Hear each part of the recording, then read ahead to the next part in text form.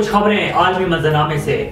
اسرائیل کی جانب سے فلسطینیوں پر مظالم تھم نہ سکے۔ غزہ میں اسرائیلی فوج نے ایک ہی روز میں مزید 433 فلسطینیوں کو شہید کر دیا، جن میں خواتین اور بچے بھی شامل ہیں۔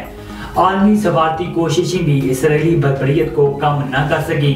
غزہ میں اسرائیلی فضائیہ نے 24 گھنٹے کے دوران ایک اور ہسپتال اور مسجد کو نشانہ بنایا۔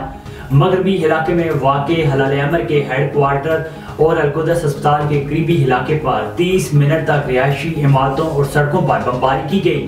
بموں کے ٹکڑے ہلال احمر کے ہیڈ کوارٹر میں بھی گرے۔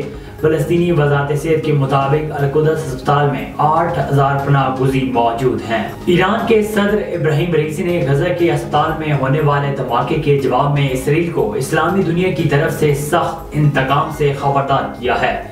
وسطی تہران میں ہزاروں افراد کے مظاہرے کے دوران بات کرتے ہوئے ایرانی صدر نے کہا ہے کہ ہسپتال پر حملے کے ساتھ ہی صہیونی حکومت کا خاتمہ شروع ہو جائے گا۔ فلسطینیوں کے خون کا ہر قطرہ صہیونی حکومت کو اپنے زوال کے ایک قدم اور قریب لے جا رہا ہے۔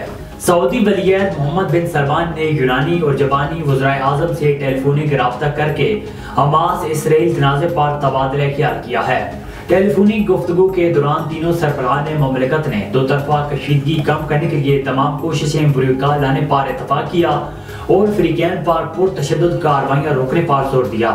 سعودی ولی عہد محمد بن سلمان نے گفتگو کرتے ہوئے کہا ہے کہ نائتے فلسطینیوں کو نشانہ بنانا گنانا جرم ہے۔ صہیونی افواج کی جانب سے غزہ پر وحشیانہ حملے کیے جا رہے ہیں۔